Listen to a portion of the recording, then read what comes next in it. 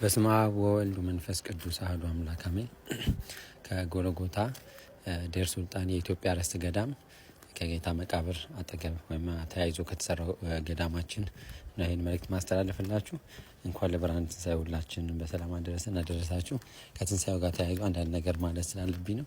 አሁን የምታዩት እንግዲህ መውጣበት በር ወደ ዴር ሱልጣን ገዳማችን መግቢያው ነው። ይሄ መግቢያውን እንጂ ከመግቢያው ውጭ ያለውም ርስት ይሄ ኢትዮጵያ ነበር። ይሄ የምታዩት ትልቁ ህንጻ ከላይ ጀምሮ እንደዚህ በዚህ በኩል ግን ግብጾች ወስደውታል አሁን። ስለዚህ ጉዳይ አብራራበታለሁ በደንብ። ይሄንን ወስደው ከዚህ በተጨማሪ ደግሞ አሁን በዚህ በር ተገብቶ ያለውን ይሄንንም ርስት የኛ ነው እያሉ ያለበት ሁኔታ ነው ያለው። በዛ ምክንያት በጣም ብዙ አይነት ጫና በእኛ ላይ እዚህ ባሉ መነኮሳት ላይ እየደረሰ ነው ያለው። ይህን ዛሬ እንድናገር ያስገደደኝ እንግዲህ በዓላችንን ትናንት ሌሊት አክብረን ነበር የጌታን ትንሣኤ። በዚህ በዓል ላይ ሁልጊዜ በየአመቱ ብዙ አይነት ጫና አለብን። ለምሳሌ ይሄ ድንኳን የሚሰራው ለአንድ ሳምንት ነው። የሚመጣብን ሰው አንዳንዴ እስከ 20 ሺህ የሚደርስ ሰው ይመጣል እና ቤተክርስቲያኗ ደግሞ አሳያችኋለሁ በጣም ጠባብ ናት። እዛ ውስጥ መቀደስ ስለማንችል ሁሉንም ሰው ማስተናገድ ስለማንችል እዚህም ደግሞ ቅዳሴ እናደርግበታለን ማለት ነው በአመት አንድ ጊዜ ብቻ። እና እነዚህ ቤቶች የምታዩ እንግዲህ የ250 ዓመት በፊት የቱርክ መንግስት ኢየሩሳሌምን ይዞ በነበረበት ሰዓት የሰራቸው ቤቶች ናቸው። ከግብጽ ጋር ባለው ጸብ ምክንያት ማደስ አንችልም። እዚህ ውስጥ ነው መነኮሳት የሚኖሩት። እንግዲህ ዞር ያሳያችኋለሁ። መነኮሳት እዚህ ውስጥ ነው የሚኖሩት። የቤተክርስቲያኑ ቤተልሔም ይሄ ነው፣ እስራኤል ሀገር ማለት ነው። እንግዲህ ይሄን ቤተልሔም ነው እየተጠቀምን ያለ ነው። እቃ ቤቱ ይሄ ነው፣ የፈረሰ ነው እንደምታዩት። ከዚህ ጀርባ ነው እንግዲህ ጌታ የተሰቀለው። አክቹአሊ የተሰቀለው እዚህ ጋር ነው። አሁን አሳያችኋለሁ እዚህ ጋር ብቻ በዚህ ጋር ተያይዞ ማለት ነው። ያው ግን የታሪክ ሽም ያስላልን የጎልጎታ ምስራቅ ነው ይሄ ማለት ነው አቅጣጫው። ይሄ መድኃኔዓለም ቤተክርስቲያን ነው። የገዳማችን ዋናው ቤተክርስቲያኑ ይሄ ነው። ቤተክርስቲያኑ ምን እንደሚመስል እንግዲህ ማየት ትችላላችሁ። በጣም ጠባብ ነው መሄጃው መንገድ ይሁን።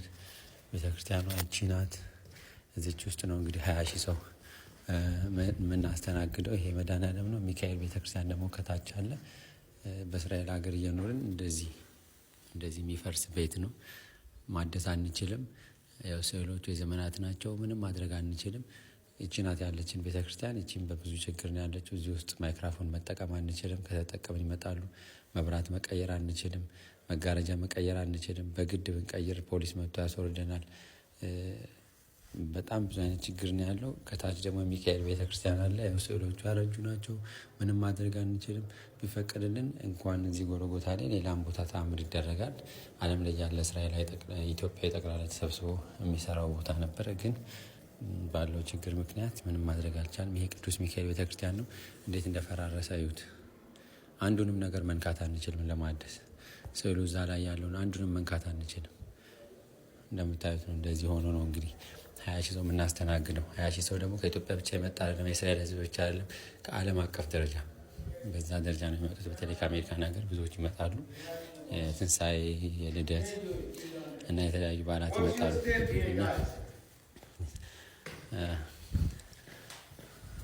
መንገዱ ራሱ የቱሪስት መመላለሻ ነው። እዚህ ጋር እንቀድሳለን፣ እዚህ ጋር ቱሪስት በጫማው ይመላለስበታል። እቺን መጋረጃ መቀየር አንችልም። ይሄ ሳጥን አሁን እስራኤል ሀገር መገኘት ያለበት ሳጥን ነው። በሩን ይዩት። ይሄ ነው የጥንት ቁልፍ። በዚህ ውስጥ እያስገባን ነው የምንቆልፈው እስከ ዛሬ ድረስ። የዛሬ 250 ዓመት የነበረ ቁልፍ።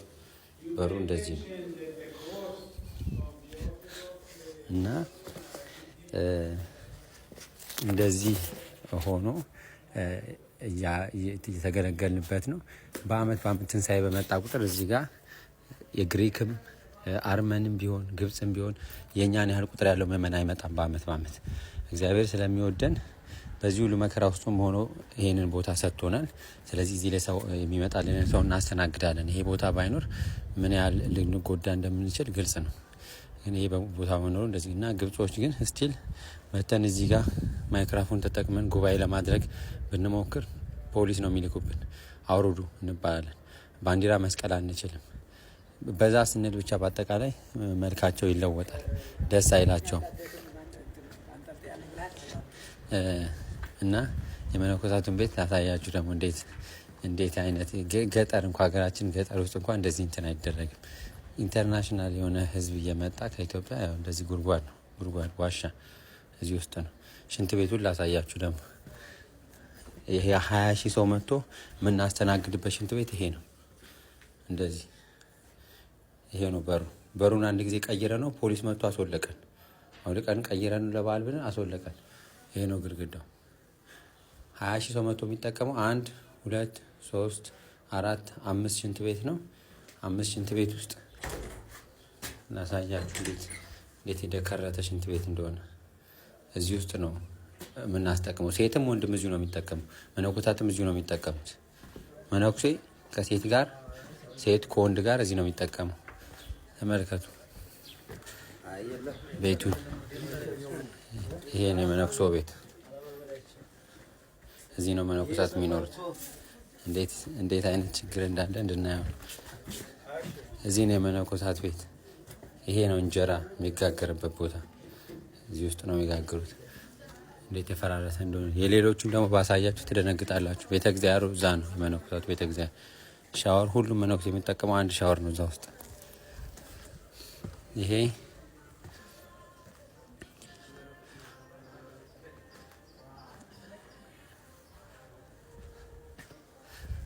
ለአፄ ምኒልክ ክብር ምስጋና ይድረሳቸውና ይሄንን በር አስከፍተውልን በዛ በር ሲዘጉብን በዚህ እንወጣለን። ያንን በር የዛ በር ቅድም ያሳየዋችሁ መግቢያው ላይ ያሳየዋችሁ በር ቁልፉ ግብጾች ጋር ነው ያለው። እኛ እዛ ቁልፍ የለንም። ሲፈልጉ ይከፍታሉ፣ ሲፈልጉ ይዘጋሉ። መፍትሄ የለንም። በዛ ምክንያት መነኮሳት ሲሞቱ ሲታመሙ ኢመርጀንሲ ሲያጋጥማቸው መውጣት ስለማይችሉ ብለን አገር ቤት ጠየቁ አባቶች። በዛ ምክንያት አፄ ምኒልክ ከመንግስት ጋር ተነጋግረው ይህን በር አስከፈቱልን። የዚች በር ቁልፍ ነው እኛ ጋር ያለው። ይችንን በር እንኳን ቁልፏን መቀየር አንችልም። በዚህ ጋር ነው እንግዲህ ሰው ሲታመም ወይ ኢመርጀንሲ ሲያጋጥመን የምንወጣው የምንገባው እንጂ ያኛው በእኛ ቁጥጥር ውስጥ አይደለም። እዛ ጋር ያሳየኋችሁ በር ማለት በእኛ ቁጥጥር ውስጥ አይደለም። ይሄ ነው እንግዲህ የመነኮሳት ቤት። እዚህ ውስጥ ነው የሚኖሩት። ይችን ቀለም መቀባት አይችሉ፣ አንድ ሚስማር ኮሽ ማድረግ አይችሉም። አንድ ነገር ካደረጉ ይመጣሉ፣ ፖሊስ ይዘው ይመጣሉ፣ አቆሙ ይባላል። ይሄ ሁሉ ያው የደረሰው በምን ምክንያት ነው? ስታትስኮ የሚባል ነገር አለበት። ሁሉ ነገር ባለበት ይርጋ የሚባል ነገር ማለት እስኪወሰን ድረስ ተብሎና ስለዚህ ይሄ አሁን ባለበት ነው በቃ የሚቆየው። ምንም ነገር መቀየር አይቻልም በስታትስኮ ምክንያት ማለት። ሌላውን ግን ደግሞ የሚገርመውን ላሳያችሁ። ይሄ ያው የግሪክ ይዞታ ነው። በብዛት ግሪክ ነው እያሳደሰ ያለው። ይሄንን የራሳቸውን ማለት ነው። እዛ ላይ ያለውን እዚህ ላይ የተሰራው ድንኳን ይታያቸዋል። ብረቱ ያረፈው እኛ ገዳም ላይ ነው። የኛ የመድኃኔዓለም ቤተክርስቲያን ላይ ነው። በ3 ወር ውስጥ እንጨርሳለን እና እባካችሁ ፍቀዱልን፣ ያችን እዛ ብረቷን እናድርግና እናድስ ብለው የአብርሃም መቅደስ ይባላል ላይ ያለው መቅደስ።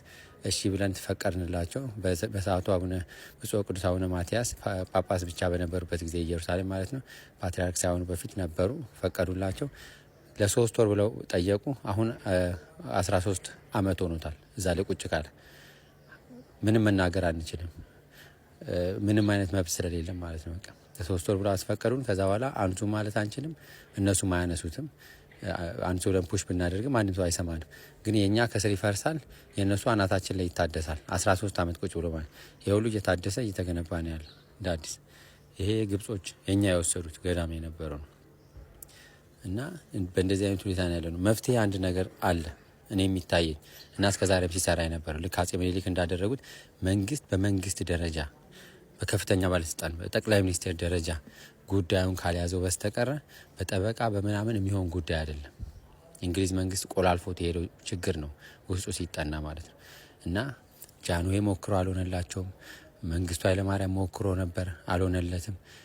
የሰማሁት ታሪክ እንደውም ትንሽ ሊሳካለት ትንሽ ሲቀረው ነው ከስልጣን የወረደው ነው የሚባል። መንግስቱ ኃይለማርያም በኢህአዴግ ጊዜ ጭራሽ ሙከራም አልተደረገም። እንግዲህ በአሁኑ ባለው ጠቅላይ ሚኒስቴር ደግሞ ራሱ እጁን አስገብቶ የሚያደርገው ከሆነ ከባለስልጣን ጋር ተነጋግሮ ሊታደስልን ይችላል። መብራት መቀየር አንችልም። የስንት ሺህ ዘመን ኬብል ነው። እዚህ ላይ ግድግዳው ላይ ታያችኋል። ከታያችሁ ኬብሉ ይሄ በዚህ ዘመን የለም። ይሄ የኤሌክትሪክ ኬብል ከተቆረጠ ተቆረጠ ነው በቃ። እቺን አምፖል ቀይረናል፣ አሁን እናወርዳለን። ለትንሳኤ ነው ቀይረናት፣ እናወርዳታለን። በዚህ አይቀጥልም። እና በመንግስት ደረጃ ባለስልጣን ደረጃ ራሱ ጠቅላይ ሚኒስቴሩ እጁን አስገብቶ ካላደረገው ምንም ሊሰራ አይችልም። እዚህ የሚመጣ ህዝብ ኢንተርናሽናል ህዝብ ነው። ከተለያየ ዓለም አቀፍ ደረጃ የሚመጣ 5 ሳንቲም አንፈልግም። ፍቃድ እንድናገኝ ካደረጉ ይሄንን ወርቅ አድርጎ የሚገነባ ህዝብ አለ። ሁሉም ሰው እየመጣ እያለቀሰ ነው የሚሄደው ከዓለም ላይ እና አድርሱልኝ ለሚደርስለት ሰው። አመሰግናለሁ።